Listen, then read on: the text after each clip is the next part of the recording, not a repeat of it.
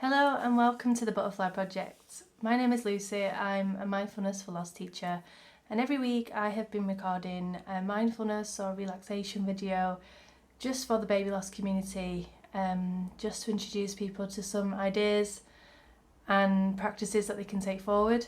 I also release a recording every week which is an MP3 track, an audio track for you to listen to as well.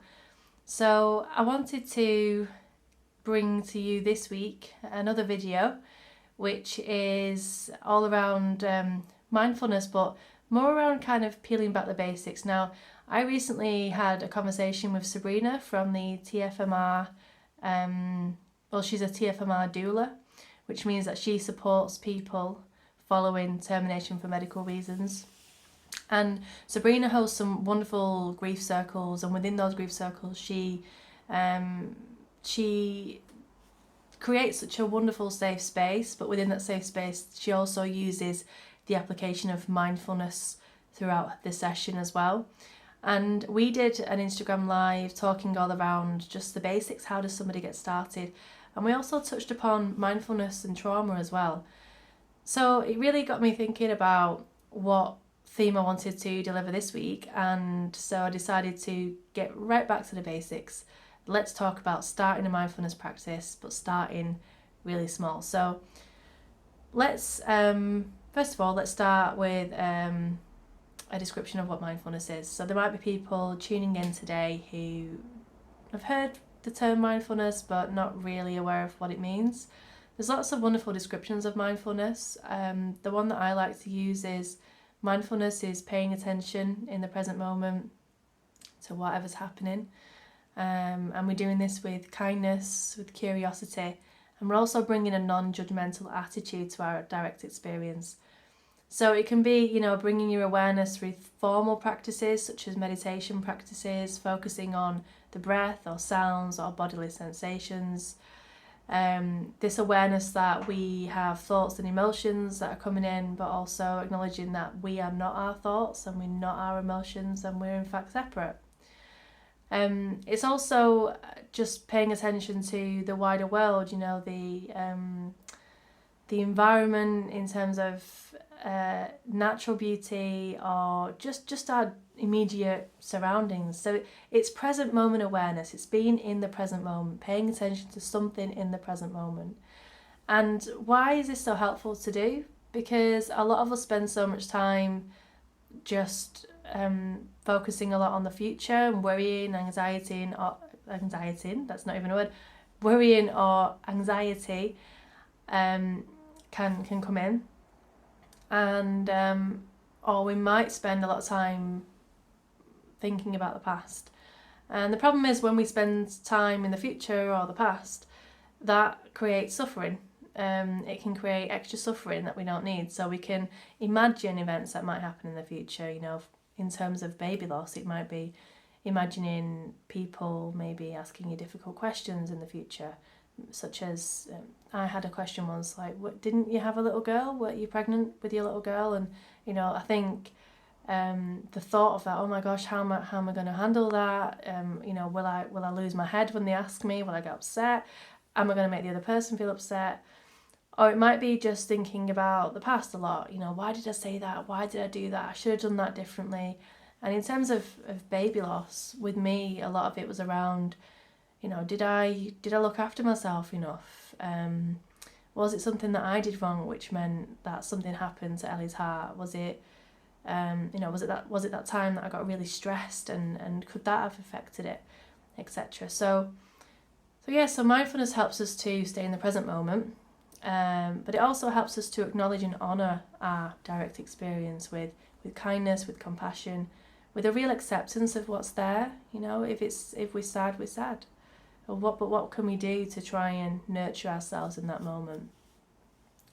Mindfulness as well, there's also the wonderful side effects of practicing mindfulness, which is it helps us to feel relaxed. Now, in my opinion, that's not the goal of mindfulness. I think, if you strive to feel relaxed while you're practicing mindfulness, then sometimes people risk the chances of feeling relaxed because it can be quite frustrating. And a lot of people believe as well it's about clearing your mind. And I really find that very interesting in the sense that it's extremely difficult, in fact, nearly impossible to completely empty your mind of all thoughts. What tends to happen during a mindfulness practice is if you practice enough, you are able to, say, for example, if you're focusing on the breath, you will notice possibly over time that thoughts don't come in as fast, or maybe you're quicker to notice when thoughts are coming in, and you are able to notice a thought but then return back to your breath. Whereas when you first start out with the mindfulness practice, a lot of people say to me, my mind's so busy, like, thoughts are coming in so fast, and my mind just feels busier when I do a meditation practice. When in fact that's what your mind's like all of the time. You probably go through your day on autopilot, not really realising how many thoughts that you have. But we have so many thoughts that come in to our minds day in, day out, and those thoughts are sometimes extremely distressing. A lot of the thoughts as well are repetitive thoughts. We don't really have any original thoughts. A lot of our thoughts, it's like a record player that goes round and round and round. So when we come into a formal meditation practice, and I'll explain in a minute what I mean by formal, is when we kind of, we go, right, okay, I'm going to put a meditation recording on, and I'm going to focus on my breath now, and I'm trying to be here, and I'm trying to sit in silence. And what tends to happen is thoughts keep coming in. It's because, we're allowing ourselves that time just to stop. But what you're actually noticing is something that's happening all the time. Your mind's always busy. And more so as well if you are struggling with anxiety, more so if you're grieving, more so if you've experienced traumatic life events, your mind can be extremely busy. So meditation doesn't make your mind busier. It's just it's the opportunity to kind of go, oh, yeah, I didn't realise my mind was this chaotic. Or it might be the acknowledgement of, I don't like being here with these thoughts. And it's a real process and a practice. Mindfulness doesn't come without its risks as well. I will say that some mindfulness practices are not appropriate for some people, especially if you're struggling with trauma. Now, you just find what works for you. It can be very, very distressing for people to take their awareness to the direct experience in the body. Trauma is held in the body, so when we are asked to pay attention to our breath, that can in fact trigger some people. So there are modifications that you can make if you do find mindfulness difficult, meaning that if you do find focusing on the breath difficult. So I mentioned a little minute ago about formal practices and informal practices. So when we talk about a formal practice, we're talking about an actual direct sitting meditation or a lying meditation where you either popping a recording on or you're doing a self-led one, and you are making that time in your day to commit to a meditation practice. So that's what I mean by formal. Informal practices, so mindfulness in daily life, is just bringing your awareness to an activity. So it might be, as Sabrina mentioned yesterday, noticing the feel of the bubbles on your hands when you're washing the dishes. It might be just going for a walk and noticing the colours or the wind on your face. It might be just noticing the steps as you're walking along. Now, I've released a walking meditation last week for people to listen to if they wanted to, start practicing mindfulness, but they felt that the formal sitting practices were a little bit too intense. Movement is a wonderful way in which to help soothe our body. So a walking meditation is a really good way to start. So you've got mindfulness in daily life, and then somebody else mentioned as well, it can be mindful eating. Just bringing our awareness to the food that we eat, bringing our awareness to our experience of the world in that present moment through our senses, what we can see, what we can smell, what we can taste. And by moving ourselves into the present moment, focusing on something in the present moment, it actually helps to relax our bodies. It helps to move us from that sympathetic state, which is our heightened state when we're anxious, into that wonderful parasympathetic state, which is our relaxed state of mind. So we've got formal practices and informal practices. Now, how to kind of get started with a basic practice, I would recommend just really, really starting small. And I know I've mentioned trauma already, But if you are somebody who experiences trauma, then this is really important, just to start small. Listen to your body. Notice what's happening in terms of your reactions, responses to meditation practices. I don't know if you can hear that, but my meditation bell's just gone off. I have a bell that chimes every hour, which reminds me to check in with my body and to check in with how I am and whether or not I'm feeling anxious, or it might remind me to take a few deeper breaths. So that's also another good thing that you can do. So starting small is important. Also as well, if you are struggling with trauma, then making sure that you're not sitting in a dark room, because that can be quite distressing for somebody who's experiencing trauma. You don't have to have your eyes closed either. If that's too intense, you can have them open, or you can lower your gaze.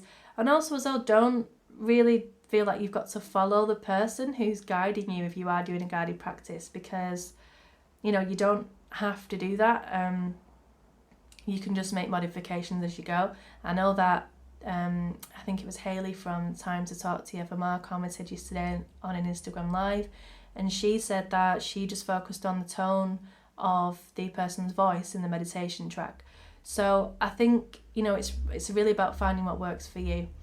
Making sure that if you are doing a formal practice, you have a nice setup. I just mean nice in terms of like just an area in your home that's really just pleasant to be in, a pleasant temperature, maybe light a little candle, pop an incense stick on if you want to. Make sure that you're warm enough, or you're not too hot, because that can be a distraction. But yeah, just make modifications as you go. Start slowly. Know that you have choice throughout the meditation. You can stop anytime you want. You can choose to move in closer if you want. You can choose to pull back if you want.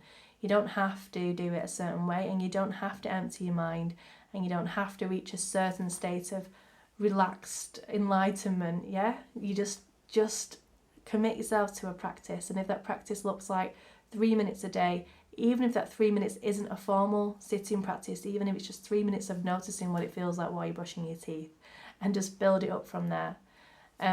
So I hope this video has been helpful for you, and I hope that this series is helpful. I have recorded this week just a 3-minute mindfulness meditation track for you. So if you want to get started and you find that my full versions are just a little bit too long for you at the moment, then maybe just getting started with 3 minutes every day. And the more that we do something every day, we form habits. And it's over that period of time that you might find that you want to start increasing your meditation practices, your mindfulness practice, meaning that you might be able to engage in a mindfulness practice for longer. I know that when I started out, I couldn't really do that long, and I just kept on building and building and building on it. And now I'll come into a meditation practice, and sometimes I'm a bit gutted when the bell goes. I'm like, I wanted to do a bit longer. So you just find what works for you. If you've got any questions, or you want any advice around starting a mindfulness practice, or you're struggling with anything, then please do drop me a message. I am here for support, and I'm really putting this series out because I know that it's helped me tremendously, and is helping me following Ellie's death. And I only hope that it helps somebody out there in the world as well. So thank you so much for watching, sending all my love wherever you are, whoever you are in the world, and take care. I'll see you soon. Bye everyone.